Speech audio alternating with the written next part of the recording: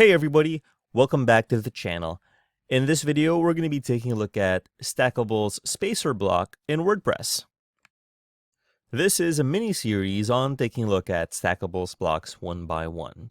To get started, let's make a brand new blank page to look at this block on its own. To do that, there's a couple ways. If you're on your website and you're logged in, you'll have this top toolbar.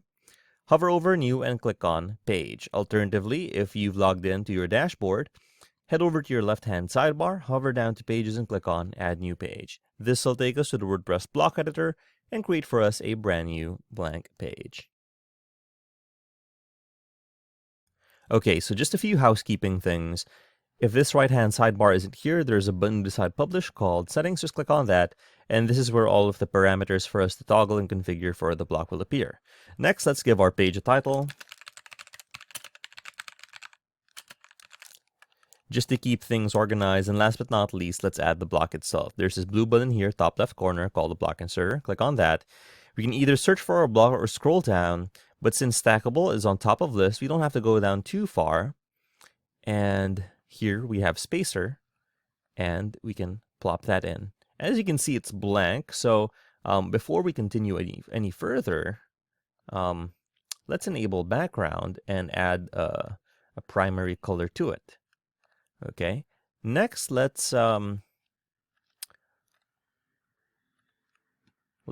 some elements here just so it's easier to visualize. One,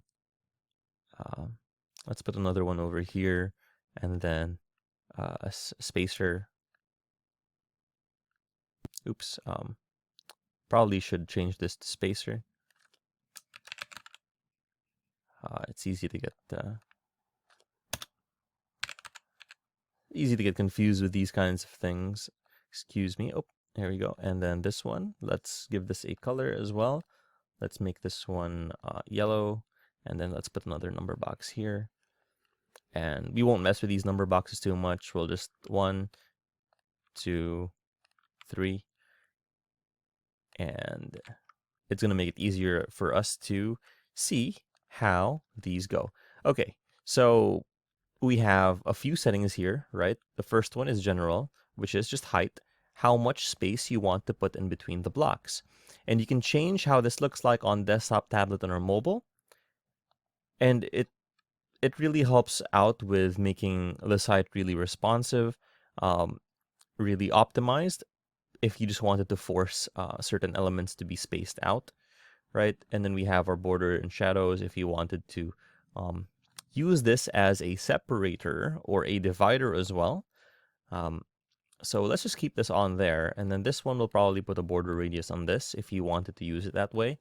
And in a way, it's a little versatile too. Next, we have our general settings, our hard position settings if you wanted to put this over something, right? Our custom attributes for HTML, our responsive settings to hide this on desktop, tablet, and or mobile. So again, if you wanted to force something to fit with space, you can do that. And if you didn't need it, you can just disable this on the different devices. And an HTML anchor and additional CSS classes. Overall, this is a very simple yet a little versatile block. So let's go ahead and click on Publish and see how it looks like on our live site.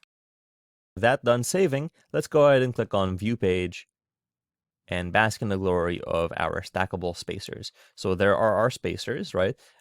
If they don't come out exactly how they are on our block editor, we can go ahead and adjust the spacing accordingly. So there's the stackable spacer block. If you found this video helpful, please leave a like, comment, and subscribe to the channel, as it really helps us out with the YouTube algorithm. Show this kind of video to other nerds like us. Thanks for watching, and we'll see you on the next one.